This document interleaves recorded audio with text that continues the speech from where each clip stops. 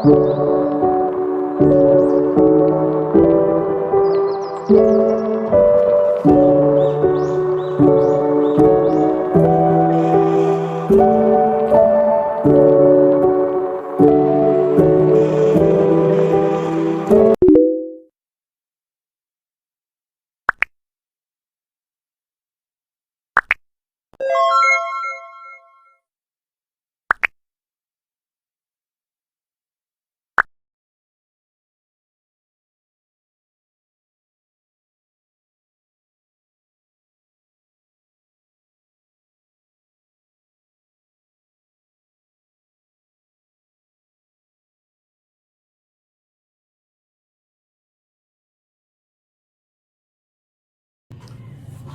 Kak, Halo, selamat sore. Gimana nih kabarnya? selamat sore. Alhamdulillah baik. Kenalin, nama aku Desi Oktaviani, mahasiswa Setiami semester 4. Tujuan aku di sini ingin mewawancarai kalian.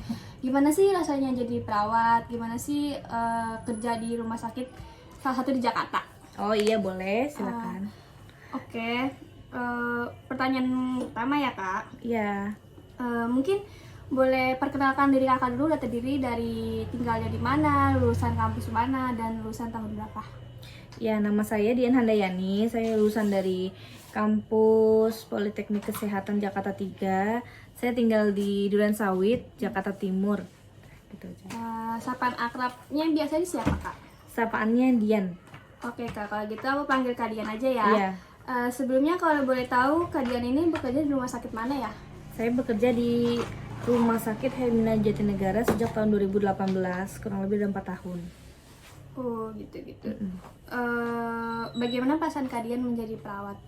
Perasaannya senang karena bisa membantu banyak pasien-pasien yang sedang sakit, dari dia sakit sampai dia sembuh.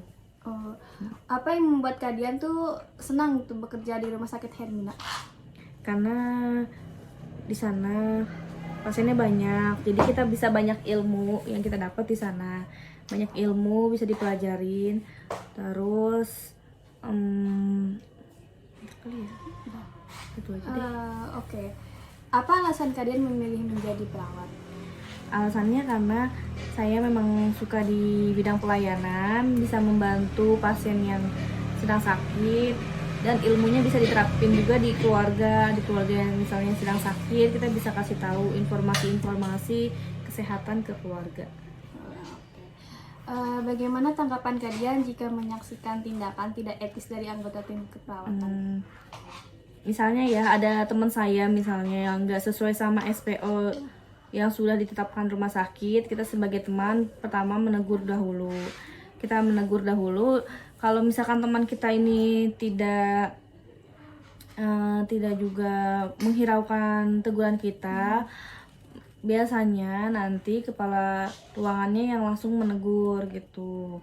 Dan nanti kalau misalkan kepala ruangan juga tidak bisa, nanti lanjut lagi ke bagian konseling. Jadi setiap perawat di sana ada yang namanya itu bagian konselingnya. Jadi nanti perawat-perawat yang bermasalah di konseling dengan bagian konselingnya itu gitu. Agar dia menjadi lebih baik, agar dia menjadi perawat yang lebih baik untuk melayani pasien. Gitu. Bidang perawatan apa yang Kak Dian paling sukai? Bidang perawatan di gawat darurat sih. Iya. Dalam lingkungan macam apakah Kak Dian merasa bekerja paling baik? Kayak seperti temannya atau apa atasannya? Biasa kalau saya sih lebih senang di gawat darurat ya, karena timnya lebih solid. Terus di sana pekerjaannya tim banget sih kalau di gawat darurat itu ya. Bekerjanya dengan tim. Tuh. Sejauh ini kalian bekerja di rumah sakit Hermina. Pekerjaan manakah yang paling menantang? Yang paling menantang ya dari ruang perawatan, gawat darurat, dari poliklinik, terus dari ruangan operasi. Yang paling menantang sih menurut saya gawat darurat tetap ya, karena kan screening awalnya semuanya di gawat darurat di IGD. Jadi pasien-pasien yang masih sesak nafas, yang pasien baru yang habis kecelakaan, pasien jantung, semuanya dari IGD semua. Jadi kita penanganannya utamanya itu di IGD gitu. Itu sih yang paling menantang sih, karena kita juga belajar ilmu-ilmu baru di situ di IGD. Boleh tolong ceritain sedikit nggak perjalanan kalian mulai menjadi seorang perawat sampai sekarang? Perjalanan saya dari awal mulai jadi perawat, pertama dari lulus SMA mendaftar di beberapa kampus. Nah, utamanya saya di kampus Poltekkes ini saya coba jalur undangan. Pertamanya jalur undangan kan pakai nilai rapot ya. Habis pakai nilai rapot, saya itu nggak lulus awalnya. Setelah itu saya coba tes yang kedua pakai jalur tulis. Alhamdulillah di situ lulus gitu. Nah, setelah lulus di Poltekkes, kuliahnya ambil D3 di sana, kuliah 3 tahun. Setelah selesai 3 tahun, itu kan 3 tahun itu banyak praktek habis itu kita udah mampu secara skill dan teori, kita udah mampu teori dan skillnya kita udah mampu bikin karya tulis ilmiah, habis itu sidang, lulus, wisuda, baru kita melamar pekerjaan gitu. Awal mula kalian masuk kuliah itu keinginan sendiri atau keinginan orang tua? Keinginan sendiri sih. Keluh kesah menjadi seorang perawat itu apa aja sih kak? Keluh kesahnya yang pertama pasti ya harus melatih kesabaran, kan nggak setiap orang itu kan ada yang sabar ada yang enggak ya. Awal-awal tuh pasti agak capek juga, kesel kok pasiennya kayak gini, tapi itulah tantangannya, kita harus belajar sabar gitu supaya jadi perawat yang profesional. Ada nggak sih pasien yang tidak puas dengan pelayanan dari Rumah Sakit Hermina tempat kalian bekerja saat ini dan bagaimana cara menanganinya? Ada yang tidak puas, ada banyak juga yang puas. Kalau misalkan ada pasien yang tidak puas, kita kaji lagi ke pasiennya, kita hubungi pasiennya kalau semisal pasiennya udah pulang, atau kita langsung datengin ke pasiennya apa yang buat dia tidak puas, nanti dievaluasi lagi. Kalau semisal kayak pelayanannya atau dari kamarnya yang tidak nyaman, nanti kita tindak lanjuti gitu. Pengalaman apa saja yang paling berkesan dalam bekerja sebagai perawat kak? Pengalamannya itu yang paling banyak sih, yang paling berkesan, tapi yang paling nggak bisa dilupain itu kalau ada pasien kecelakaan gitu ya. Itu kan pasien kecelakaan itu udah paling parah banget, kayak banyak luka-luka, berdarah-darah. Ya itu sih yang paling nggak bisa dilukain, yang paling berkesan. Dari dia nggak sadar sampai dia kita rawat, kita kasih perawatan, kasih tindakan medis juga, kolaborasi sama dokter, akhirnya dia sadar dan bisa bicara, bisa ngelihat lagi keluarganya gitu sih. Dari yang dia udah awalnya keluarga udah nggak ada harapan hidup, terus dia balik lagi.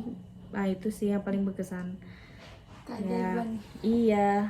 Kak, saya mau nanya nih. Ya. 2 tahun belakangan ini kan kita mengalami yang namanya COVID-19 ya. Ya. Kira-kira masih ada nggak sih pasien COVID di rumah sakit kakak itu? Pasien COVID ada, tapi jumlahnya nggak sebanyak waktu setahun yang lalu sih. Udah mulai berkurang karena mungkin efek dari vaksin juga sih, bagus buat nekan angka COVID itu dari vaksin sama pakai masker. Terus kira-kira apa sih yang harus kita waspadai dan cegah penularan COVID ini? Yang harus kita waspadai yaitu kita harus proteksi diri kita, pakai masker kalau di tempat keramaian, di tempat-tempat umum pakai masker. Terus vaksin juga, itu udah pasti harus vaksin, dan sekarang udah ada vaksin booster yang ketiga, jadi itu harus dilengkapi juga sih vaksin booster yang ketiga. Habis itu cuci tangan dengan 5 benar ya. Yang penting sih PHBS sih, perilaku hidup bersih dan sehat itu harus diterapkan sehari-hari.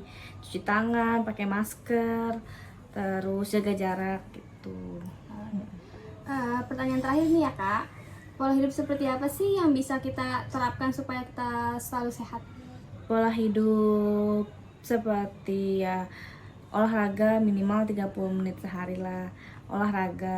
Exercise yang olahraga ringan aja kayak stretching gitu. Terus minum vitamin gitu, atau makan makanan yang sehat. Kalau nggak minum vitamin nggak apa-apa, tapi makan sehat kayak makan buah, sayur kayak gitu. Terus itu pakai masker sama vaksinnya juga Oh. jangan ketinggalan. Berarti sekarang masker itu kayak kebutuhan Iya. primer ya, Iya, harus setiap harus hari. dipakai. Kecuali ya kalau lagi nggak tempat rame ya, cuma kalau lagi tempat rame ya harus pakai. Ya. Iya. Terima kasih ya Kak atas waktunya. Semoga Iya. informasi yang Kakak berikan bermanfaat bagi yang penonton. Iya. Terima kasih. Iya.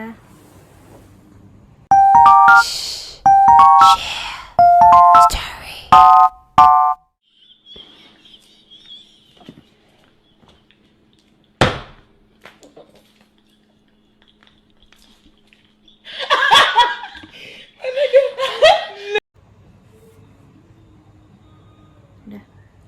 Kak, saya mau nanya nih. Ya. 2 tahun belakangan ini kan kita mengalami pandemi COVID-19 ya. Iya. Kira-kira masih banyak gak sih pasien COVID di rumah sakit Kakak itu? Pasien COVID buat sekarang sih mulai turun. Ada beberapa aja sih pasien COVID, banyaknya itu ya pasiennya nggak bisa dihitung sih, soalnya nanti misalkan dia baru masuk terus nanti keluar, nanti datang lagi gitu sih, ganti-gantian masuk. Jangan deh, jangan kayak gitu.